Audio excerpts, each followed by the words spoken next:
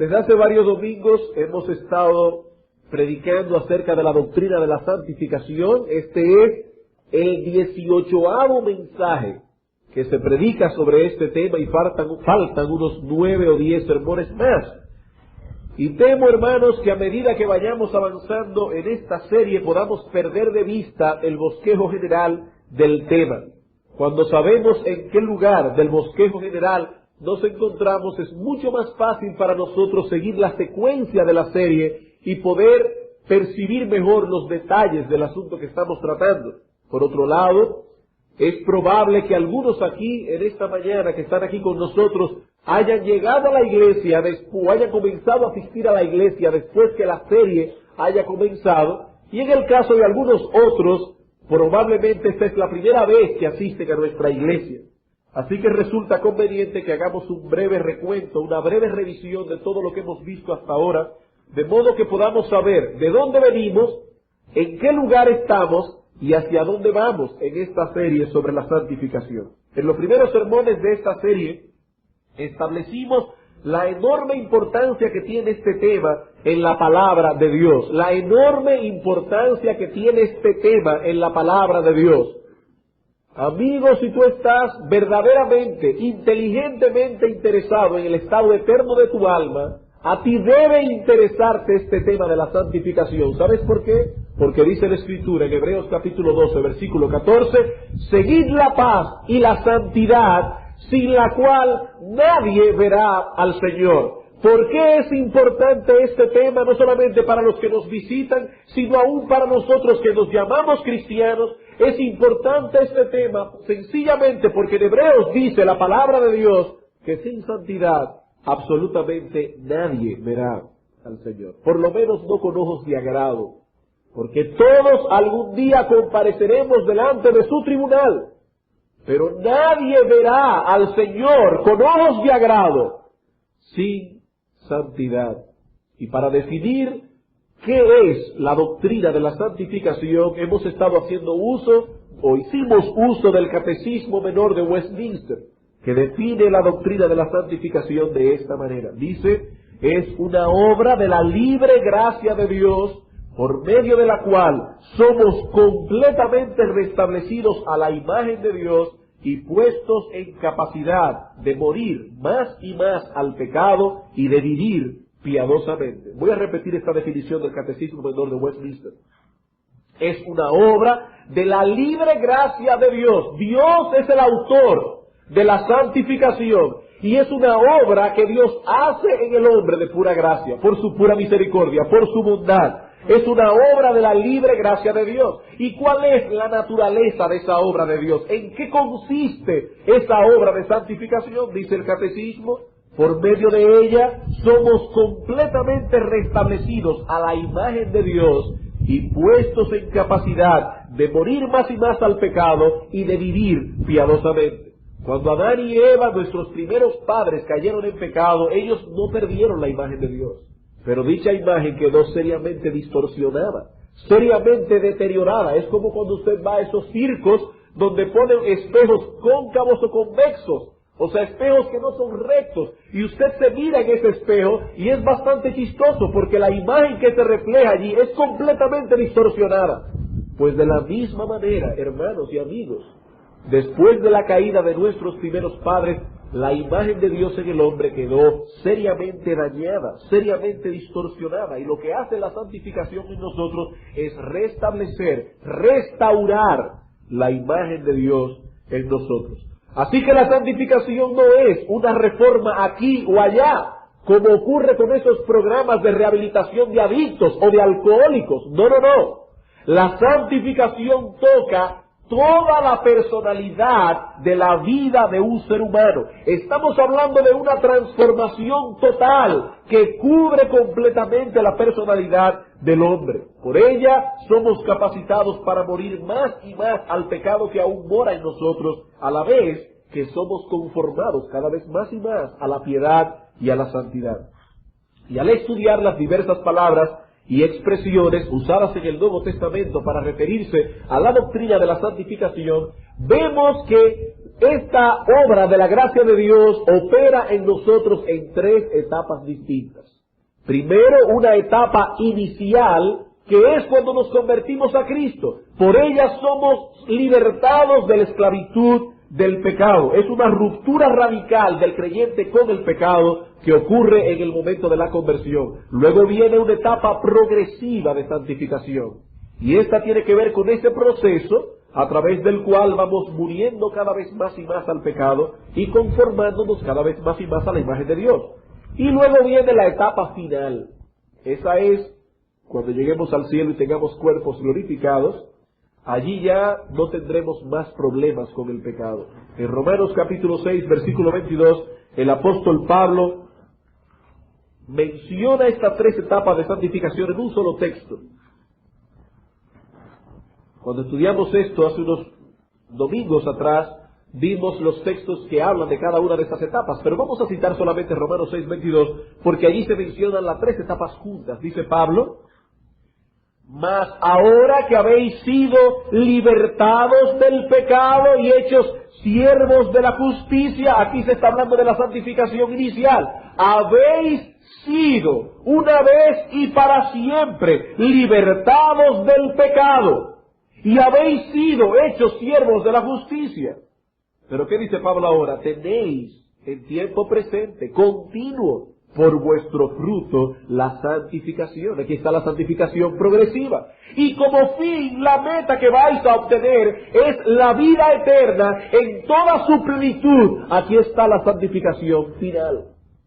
Santificación inicial, habéis sido libertados del pecado. Santificación progresiva, debéis tener por fruto ahora la santificación. Santificación final, llegaréis a obtener el fruto total de la vida eterna, donde ya no tendréis más problema con el pecado. Cuando somos libertados del pecado, en la santificación inicial, el pecado continúa siendo nuestro enemigo, pero ya no es más nuestro rey. El pecado continúa siendo nuestro enemigo, pero ya no es más nuestro rey. Pablo declara en Romanos 6 que el creyente ha muerto al pecado. El creyente ha sido radicalmente separado de esa esfera de existencia en la cual el pecado es amo, señor y dueño. Pero morir al pecado no significa de ningún modo que ya no tendremos nunca más problemas con el pecado. Morir al pecado no significa de ningún modo que ya no tendremos nunca más problemas con el pecado. El mismo hombre que declara en Romanos 6 que hemos muerto al pecado, es el mismo que dice en Romanos 7, miserable de mí.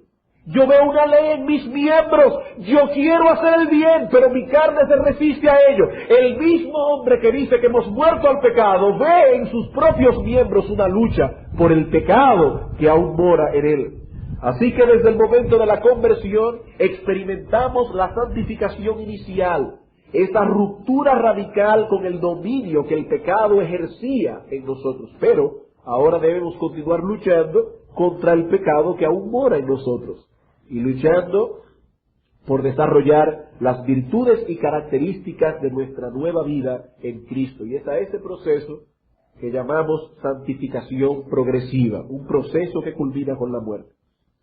En este proceso de santificación progresiva, las tres personas de la Trinidad actúan en nosotros, ayudándonos continuamente a crecer en santidad.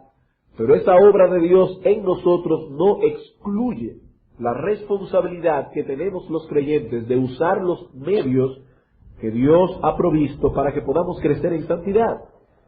Y esos medios podemos dividirlos en corporativos e individuales. En corporativos e individuales. Los corporativos son aquellos que fluyen en el contexto de nuestra participación en la vida y ministerio de la iglesia local. Esos son los corporativos. Ya hemos visto dentro de esos medios corporativos la importancia de pertenecer a una iglesia local, la enorme importancia de pertenecer a una iglesia local, la importancia de participar de la vida y ministerio de esa iglesia local, es decir, de la predicación pública de la palabra, de la comunión unos con otros, del partimiento del pan, de la oración corporativa. Y por último, vimos el domingo pasado, dentro de esos medios corporativos, la importancia de someternos de corazón a la supervisión pastoral. Todos nosotros necesitamos pastores que velen por nuestras almas. Y si queremos crecer en santidad, debemos someternos de corazón a la supervisión de esos hombres que Dios ha puesto en la iglesia para supervisarnos. A partir de hoy, ya llegamos al final del recuento, comenzaremos a estudiar los medios individuales de santificación. Es decir, aquellos que se llevan a cabo en el contexto de nuestra relación individual y solitaria con el Señor. Vamos a comenzar a hablar hoy de los medios individuales de santificación. Y debemos ser balanceados en este asunto, hermanos. Si queremos crecer en santidad, debemos ser fieles en el uso de los medios corporativos de santificación. Debemos ser fieles en pertenecer a una iglesia.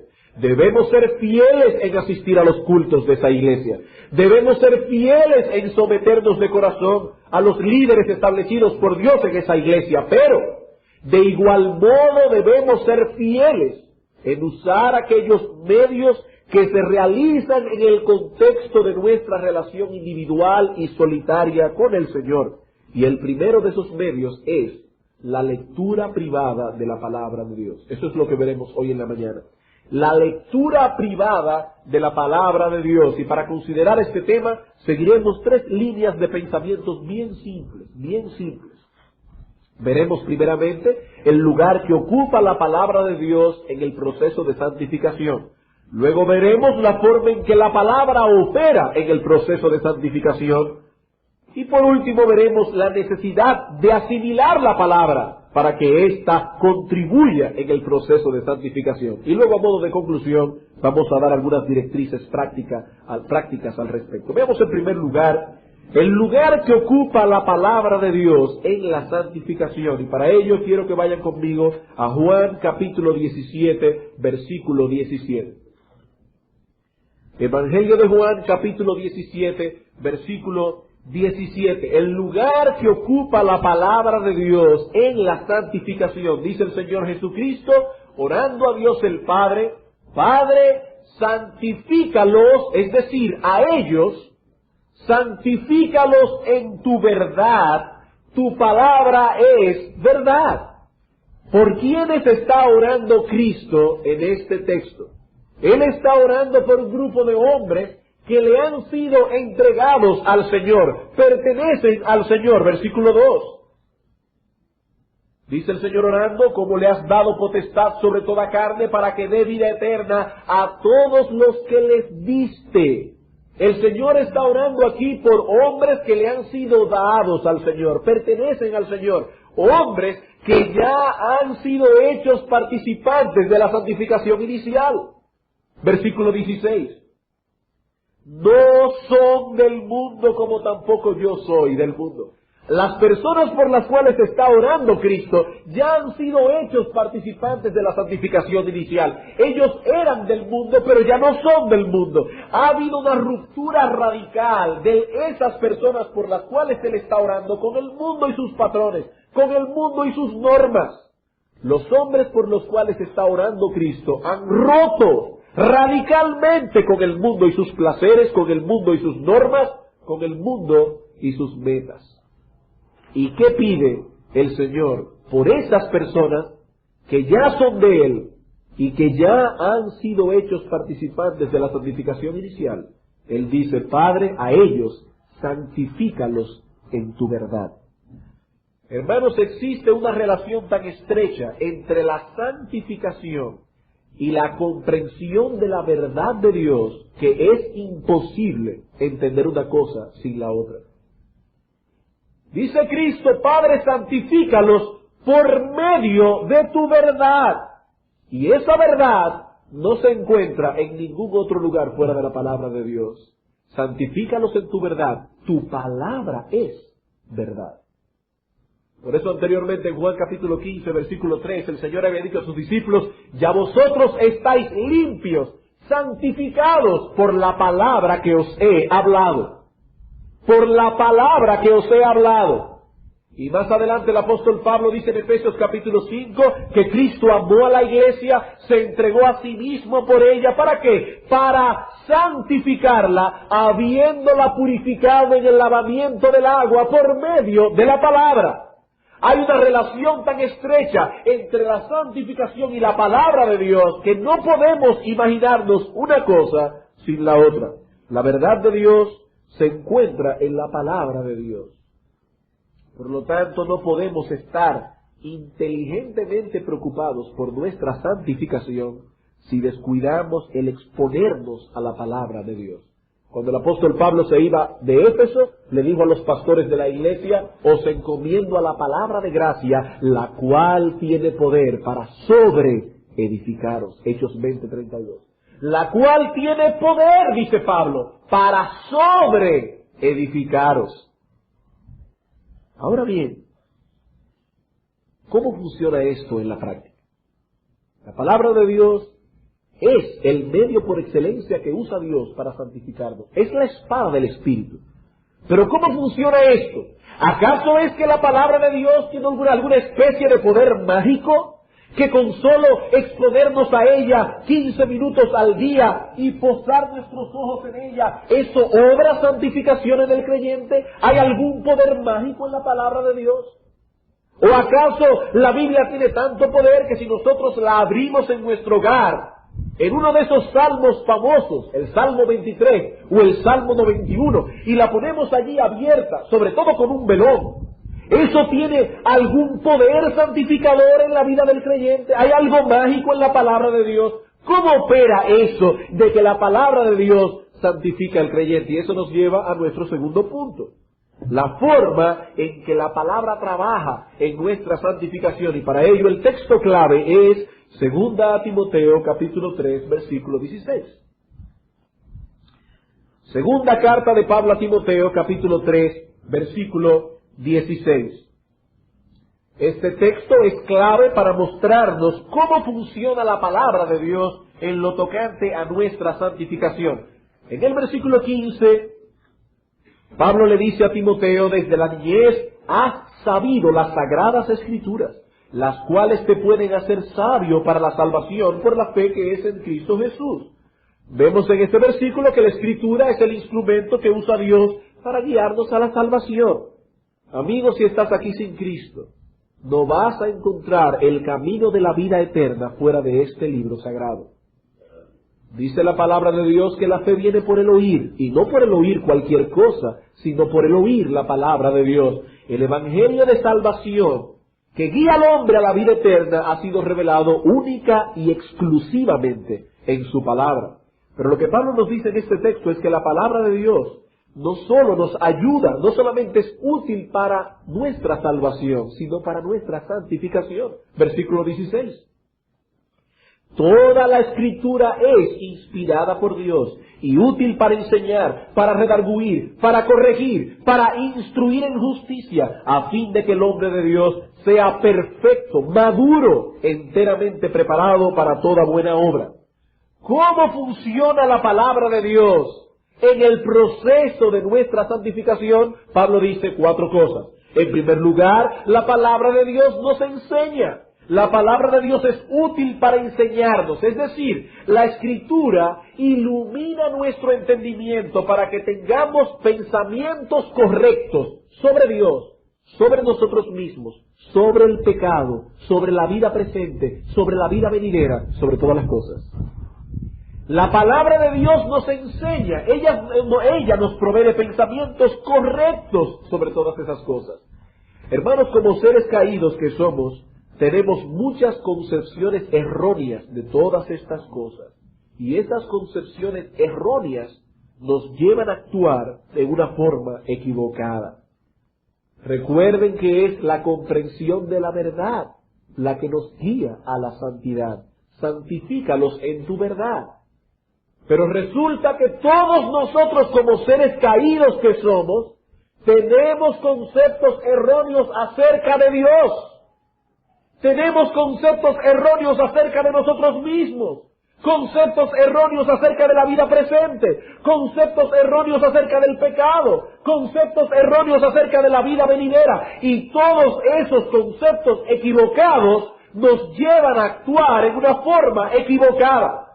Por eso el apóstol Pablo dice en Romanos capítulo 12, os ruego por las misericordias de Dios, que presentéis vuestros cuerpos en sacrificio vivo, santo, agradable a Dios, que es vuestro culto racional. Pero ¿cómo puedo yo presentarme a Dios como un sacrificio vivo? Dice Pablo, no os conforméis a este mundo, sino transformaos por medio de la renovación de vuestro entendimiento. Vuestro entendimiento debe ser renovado, nuestras mentes deben ser transformadas.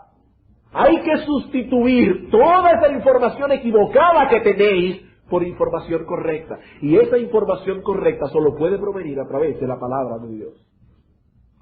A medida que nuestras mentes se exponen al contenido de la palabra de Dios, no solo al oírla predicada desde el púlpito, sino en nuestra lectura diaria, privada, secreta, toda esa información incorrecta comienza a ser sustituida por información correcta.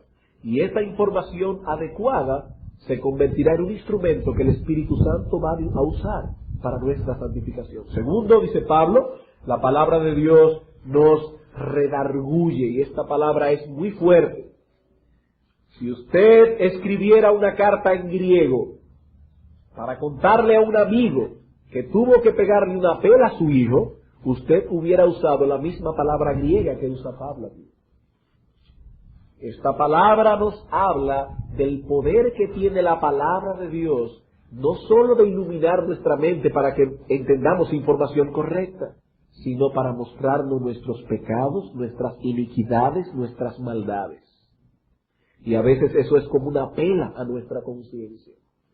Dice Pablo, la palabra de Dios nos redarguye. Es cierto que esto ocurre cuando nos exponemos a la exposición pública de la Escritura. Y ya hablamos de la importancia que tiene esto para la santificación. Pero eso no es suficiente, hermanos. Nosotros venimos al templo solo 2 veces por semana, por lo menos a oír la palabra predicada. Y ustedes se exponen a escuchar el pasaje o el tema que el expositor está exponiendo ese día. Pero cuando usted se dedica a leer la palabra de Dios en una forma sistemática, organizada, de tal manera que cada cierto tiempo usted se expone a toda la palabra de Dios, entonces la palabra de Dios comienza a redarguirte en aquellas áreas que deben ser cambiadas en tu vida, aquí y allá, aquí y allá. La palabra de Dios nos redarguye.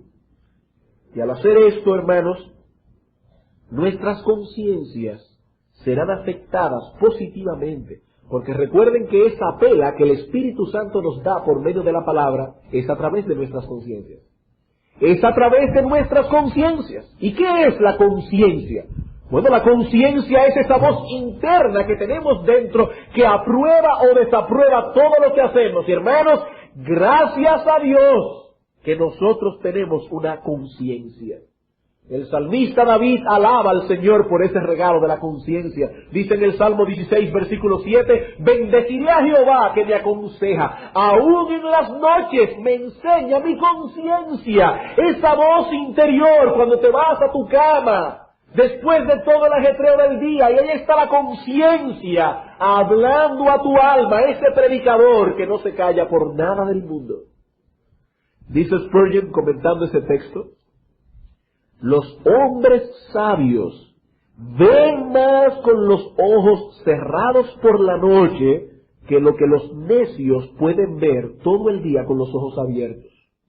En la noche, que es el tiempo que los pecadores escogen para pecar, es la hora sagrada de quietud en que los creyentes escuchan las suaves y quietas voces del cielo y de la vida celestial que llevan dentro. Dice el salmista, en las noches me enseña mi conciencia. La conciencia es un aliado que Dios ha puesto en nosotros. Pero ¿saben qué problema tenemos? Que también la conciencia ha sido afectada por el pecado. ¿Y cómo ha sido afectada la conciencia por causa del pecado? De muchas maneras, sobre todo de 2 maneras.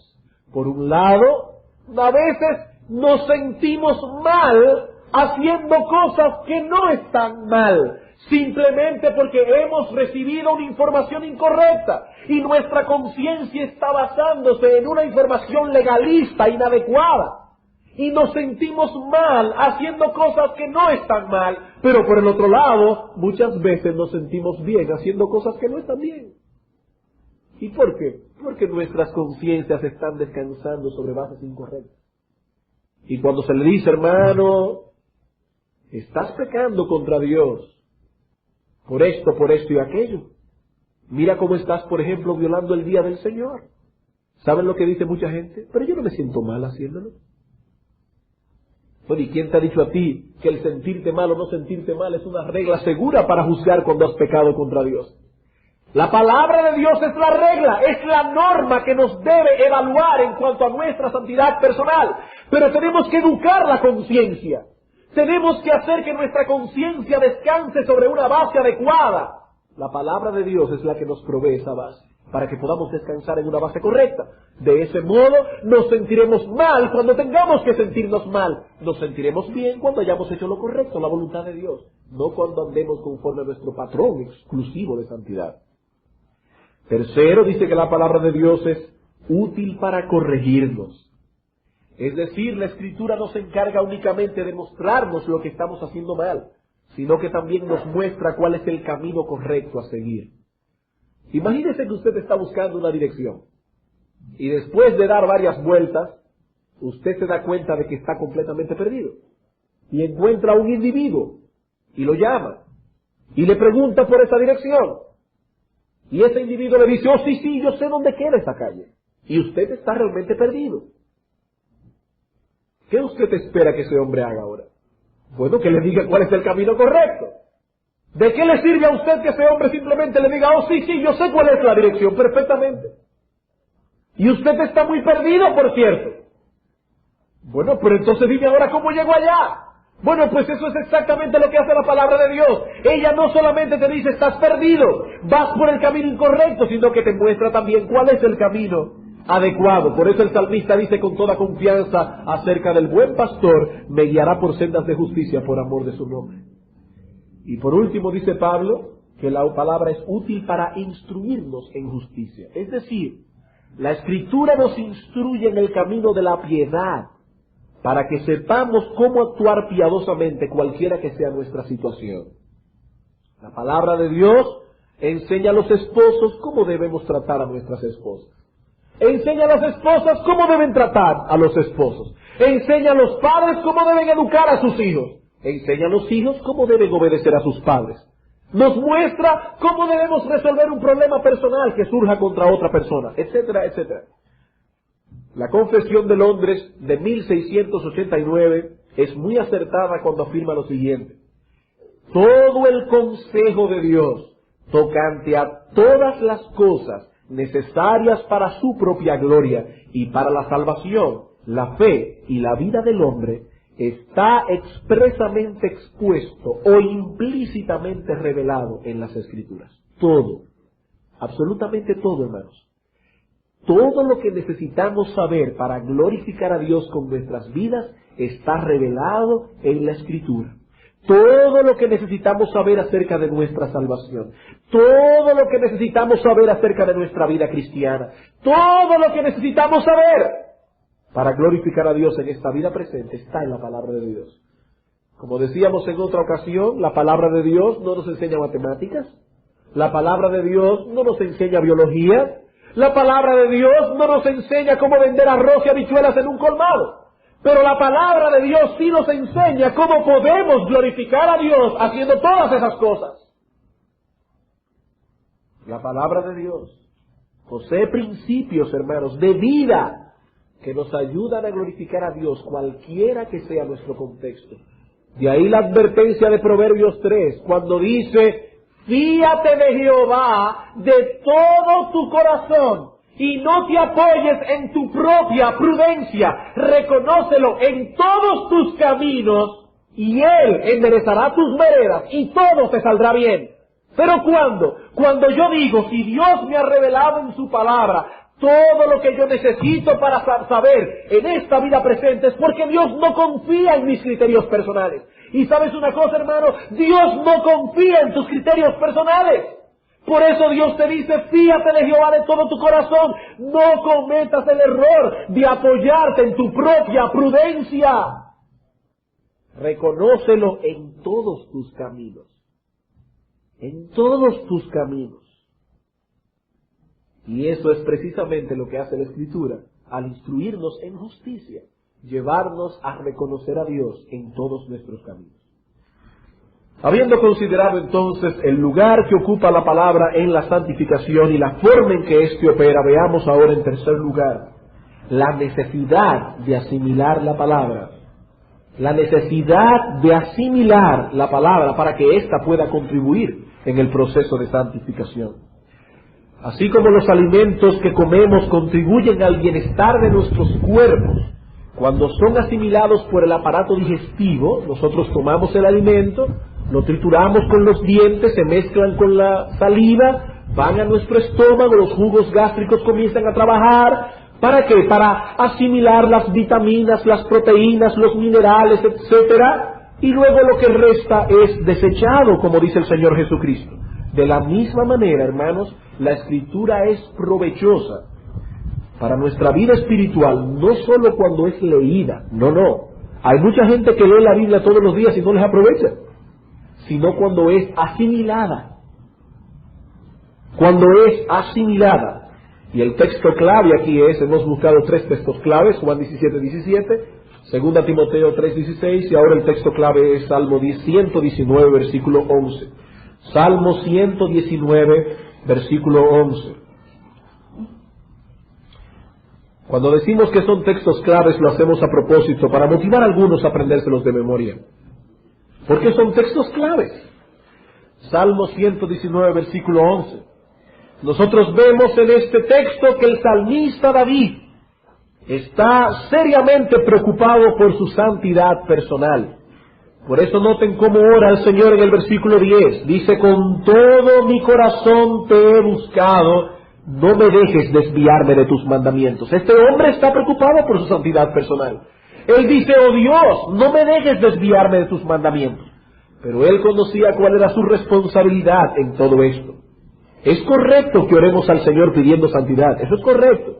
Recuerden que Dios es el autor de la santificación, pero eso no excluye la responsabilidad que tenemos de usar los medios que Él ha provisto para que podamos crecer en santidad. Por eso este hombre no se limita a orar.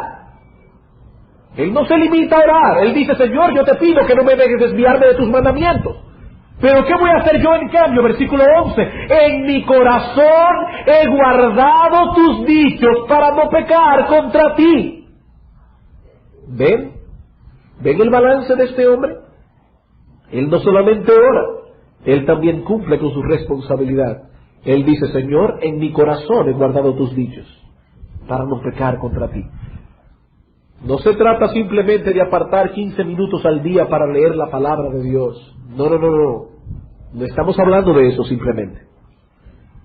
Ni siquiera estamos hablando de memorizar la Escritura. Muchas personas usan ese texto para decir, ven qué importante es memorizar la Escritura. Aquí dice, en mi corazón he guardado tus dichos para no pecar contra ti. Pero ¿sabe una cosa, hermano?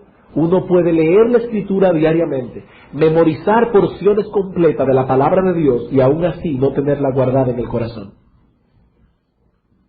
Y aún así no tenerla guardada en tu corazón. Tal cosa no contribuirá en el proceso de tu santificación personal a menos que no te expongas a la Escritura en una forma reflexiva y cuidadosa, meditando luego cómo vas a aplicar esas cosas en tu vida práctica. Ustedes sabían que de todo el alimento que nosotros ingerimos diariamente, solo se aprovecha una pequeña porción de ellos. Estaba oyendo un sermón acerca de eso. El resto se desecha. De todos los alimentos que ingerimos al día, solo aprovechamos un poco de ellos. ¿Saben una cosa, hermanos? Nuestra capacidad de reflexión y nuestra capacidad de meditación son el aparato digestivo de nuestra alma. Es la capacidad de reflexión y de meditación, el aparato digestivo del alma. Nosotros leemos la Escritura, la ingerimos por medio de los ojos. Si no reflexionamos y meditamos en eso, no estamos realmente aprovechando la palabra de Dios. Solo cuando la Escritura se lee cuidadosamente, reflexivamente y meditando luego en estas cosas con el compromiso de vivir conforme a ellas, es que los principios y mandamientos de la palabra hacen residencia en el centro de nuestra existencia, que el salmista llama el corazón. ¿Qué es el corazón? El corazón es la residencia de nuestros afectos en la Escritura. Es la residencia de nuestra voluntad.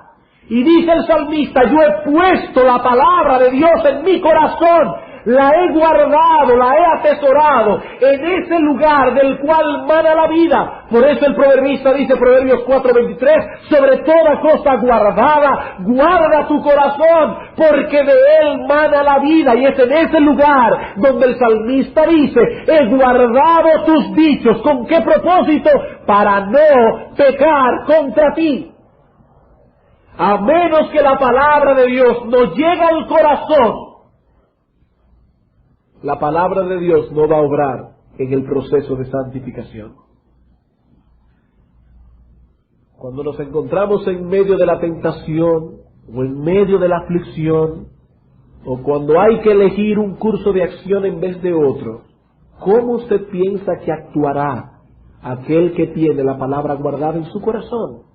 Actuará no conforme a sus criterios personales, sino conforme a la palabra de Dios. Hermanos, de acuerdo a lo que dice Efesios capítulo 2, son los inconversos los que viven siguiendo la corriente de este mundo y haciendo la voluntad de la carne y de los pensamientos.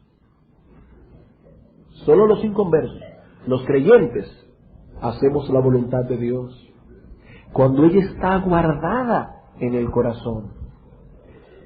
Sí que aquí vemos en el Salmo 119 la imagen de un hombre que está inteligentemente preocupado por su santificación. Él acude al Señor en oración, versículo 10, reconociendo que Dios es quien da el poder para que podamos vivir en santidad, pero también hace su responsabilidad, guardar la palabra en el corazón. Quisiera concluir entonces dando algunas directrices breves acerca de cómo podemos atesorar la palabra de Dios en nuestro corazón. Los que deseen ampliar este tema, recomiendo el pequeño folleto escrito por el teólogo puritano Thomas Watson, titulado ¿Cómo leer las Escrituras con el mayor provecho espiritual? Pero vamos a dar aquí algunas breves recomendaciones. Algunas fueron sacadas de ese folleto, otras de otros lugares. En primer lugar, debes leerla diariamente. Debes leerla diariamente. Los reyes de Israel debían leer la palabra de Dios diariamente. ¿Saben para qué? Para que de ese modo pudieran crecer en el temor a Dios. Dice Deuteronomio, lo tendrá consigo y leerá en él todos los días de su vida, para que aprenda a temer a Jehová su Dios, para guardar todas las palabras de esta ley y estos estatutos para ponerlos por obra. Todos los días de su vida debe leer la palabra de Dios para que pueda crecer en temor de Dios. Y en el libro de Proverbios se nos dice que el creyente debe buscar la sabiduría como se busca la plata o como se escudriña un tesoro.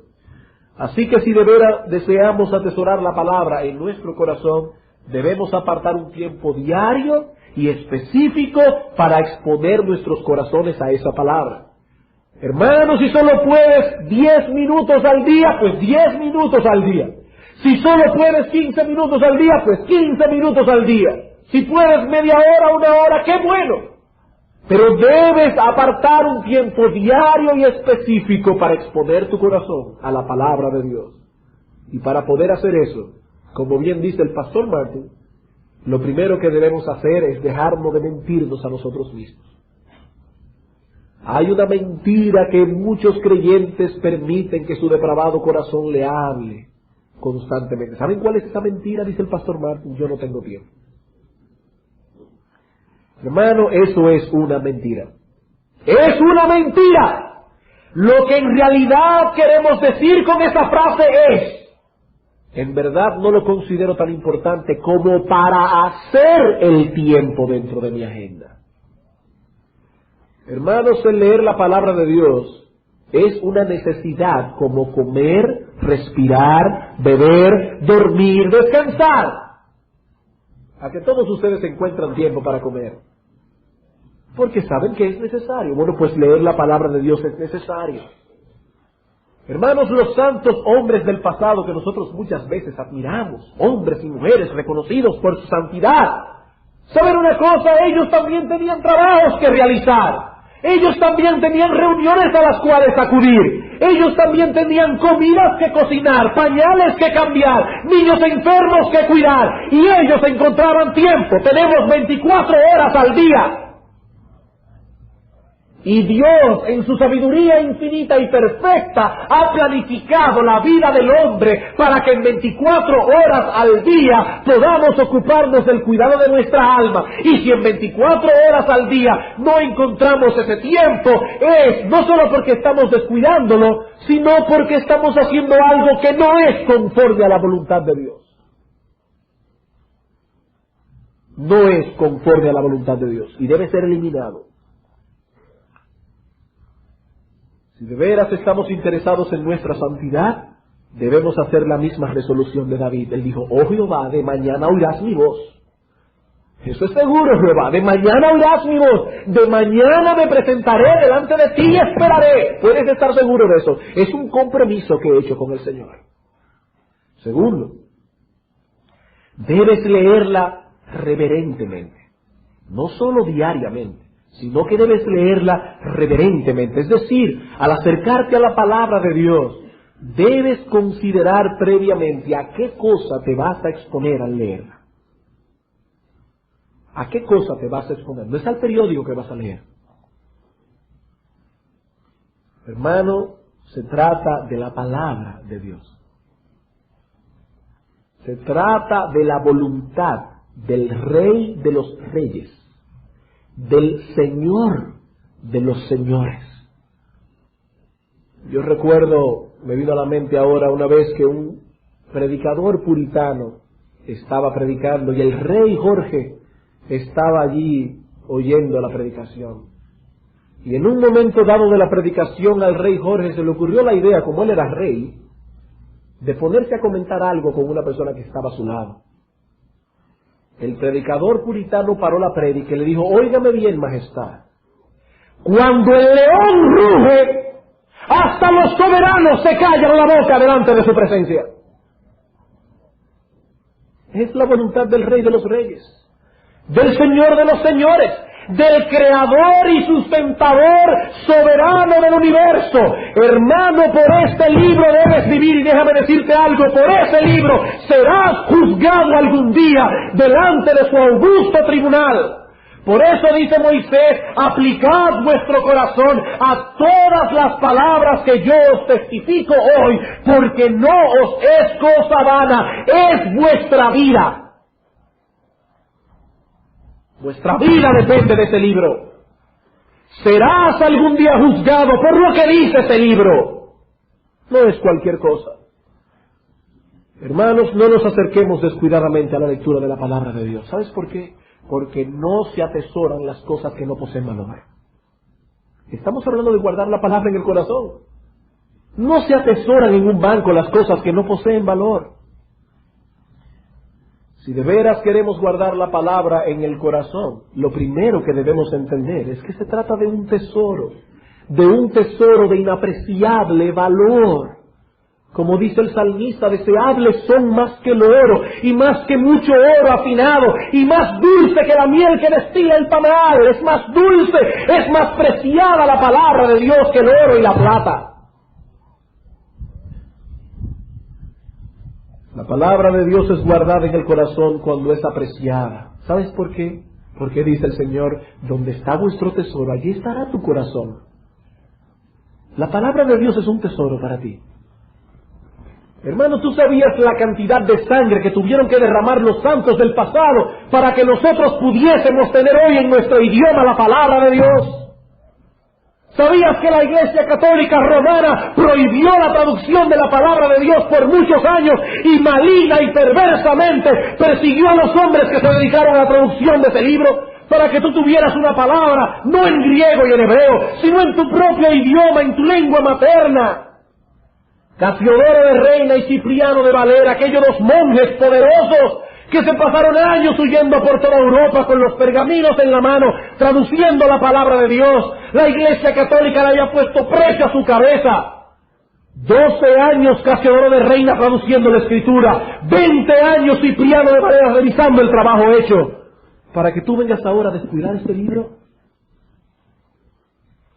Hermano, tú sabes la sangre que ha costado que los cristianos tengan en su propio idioma la palabra de Dios. ¿Sabes cuánta gente mató la Santa Inquisición solamente por predicar la palabra de Dios? Julianillo Hernández, qué hombre, pequeño de estatura, pero qué grande ese hombre. Quemado en la hoguera por la Iglesia Católica Romana. ¿Y saben cuál fue su pecado? ¿Saben cuál fue su delito? Meter Biblias de contrabando en tarrones de vino en España. Su único delito, quemado en la hoguera. Es la palabra de Dios en nuestro idioma, en nuestra lengua materna. ¡Qué tesoro!, dice David. Son más preciables que mucho oro afinado, y es más dulce que la miel. ¡Qué dulces son las promesas de la Escritura! Donde está vuestro tesoro, allí estará tu corazón. ¿Tú entiendes el valor que tiene la palabra de Dios? Si lo entiendes, lo vas a guardar en el corazón. Tercero, debes leerla en oración. Debes leerla en oración. Recuerda que es Dios quien ilumina la mente para que podamos entender su palabra. Por eso el salmista clama a Dios en el Salmo 119, versículos 18 y 19, abre mis ojos y miraré las maravillas de tu ley. Si Dios no abre nuestros ojos, no podremos ver las maravillas de la ley de Dios. Y más adelante dice él, forastero soy yo en la tierra, no encubras de mí tus mandamientos. Él está diciendo, Señor, estamos transitando como forasteros y peregrinos en este valle de sombras, en este mundo cargado de impiedad, en este mundo de pecado. Oh Dios, yo necesito tus mandamientos. Yo soy un forastero en esta tierra, no encubras de mí tu palabra. El Señor Jesucristo alabó a Dios en una ocasión, porque a éste le plugo esconder el significado de su palabra a aquellos que se creen sabios y revelarlo a aquellos que se creen niños. Y cuán orgulloso es aquel que se acerca a la palabra pensando que tiene capacidad natural para comprenderla. Debemos leerla diariamente, reverentemente, en oración. Cuarto, debes leerla reflexivamente. Debes leerla reflexivamente. Si vas a sacar algún provecho de la palabra de Dios, debes entenderla. Y para entenderla, no solo debes orar, sino también aplicar tu mente a lo que estás leyendo. Recuerda la enseñanza del apóstol Pablo, dice, toda la Escritura es inspirada, útil para enseñar. ¿Qué te enseña ese texto? Útil para redarguir. ¿De qué pecado te redarguye? Útil para corregir. ¿Qué nueva dirección te está proveyendo la palabra de Dios? ¿En qué cosa te está instruyendo? En justicia. Debemos leerla reflexivamente. Cuando nosotros hacemos el esfuerzo de leer la palabra de Dios reflexivamente, el Espíritu Santo nos ilumina. ¿Saben lo que le dijo el apóstol Pablo a Timoteo, su hijo en la fe? En 2 Timoteo 2:7 le dijo, considera lo que digo, y el Señor te dé entendimiento en todo.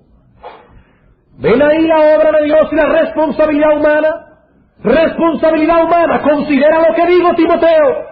Lee reflexivamente lo que te escribo. Pon atención. Dedica tu mente a lo que estás estudiando. Considera lo que digo. Y haciéndolo, el Señor te dará entendimiento en todo. Pero Dios no ilumina vagos mentales. A Dios no le place eso. Léela reflexivamente.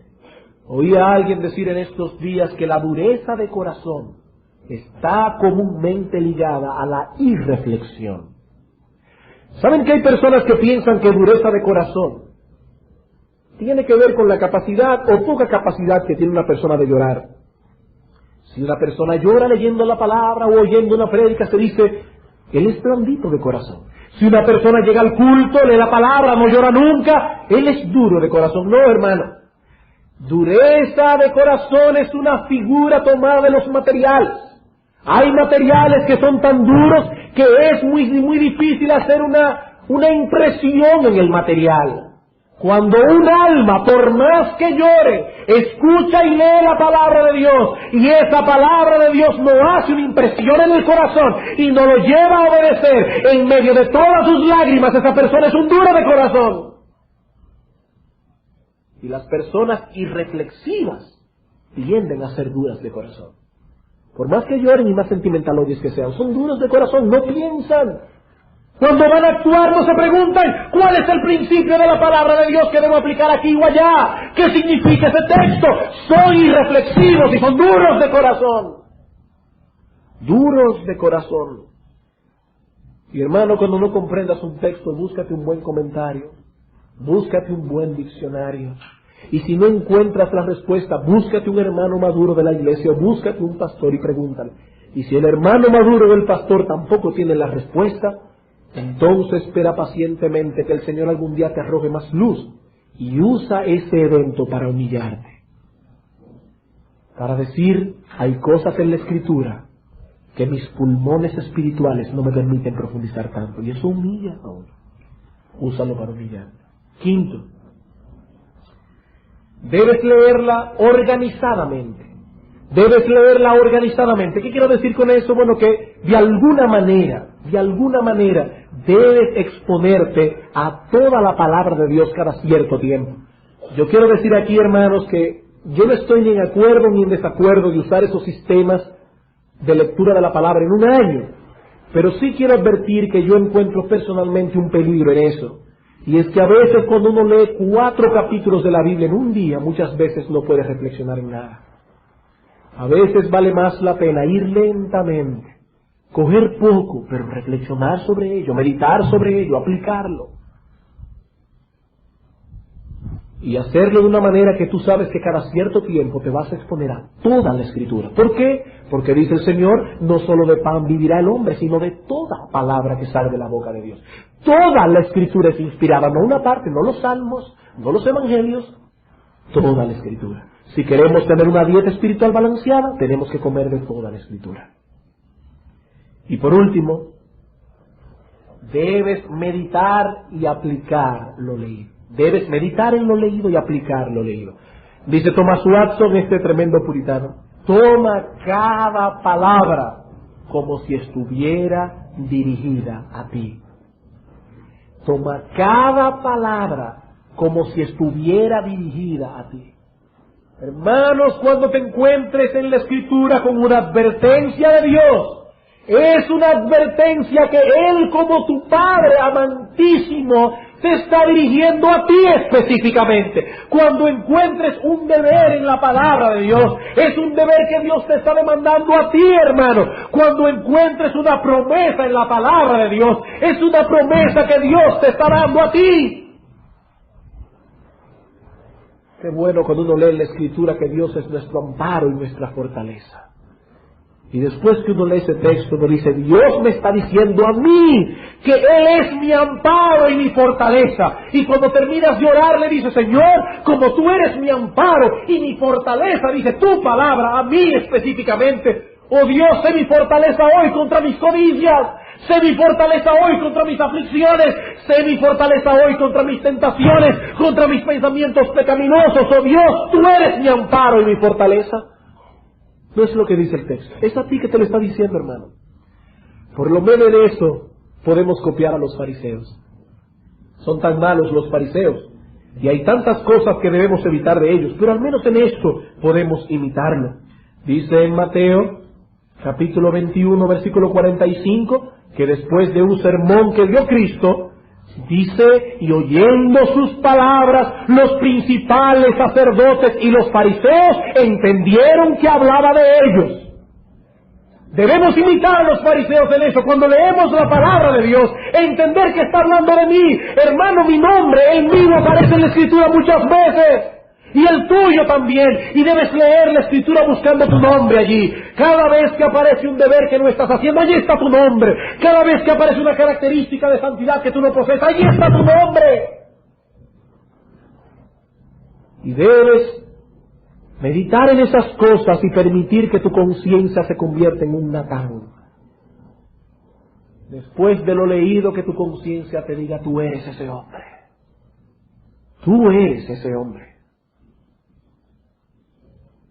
Si haces esas cosas, la palabra de Dios hará residencia en el centro de tu ser, que la Biblia llama el corazón. ¿Y sabes lo que sucederá cuando la palabra de Dios halle residencia en tu corazón? Dice el salmista: en mi corazón he guardado tus dichos para no pecar contra ti. Y cuando el diablo venga a tu vida, como fue a la vida de Cristo en el desierto, y hasta usándole la Escritura le dijo: pero haz todo aquello que el Señor 40 días sin haber comido.